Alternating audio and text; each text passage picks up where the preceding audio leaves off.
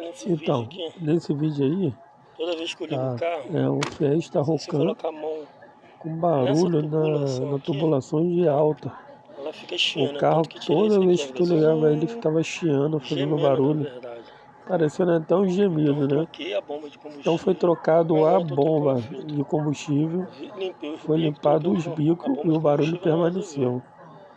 E agora eu vou Justamente trocar o filtro. nessa tubulação Olha o aí. corujão aí, né? Aí Troca do a filtro única coisa muito que fácil. faltou foi o Tá, filtro de soltei aqui, combustível. ó, Então cabo foi de aço, trocado aí o tô filtro e preso o aqui. problema resolvido. E agora soltar Então barulho na o tubulação filtro, de colocar combustível o outro aqui no lugar. do Fiesta Só ver a Rocan direção, está tá? relacionada Ele aí tem a ao seta aqui, filtro de ó. combustível. Vou colocar na mesma direção desse.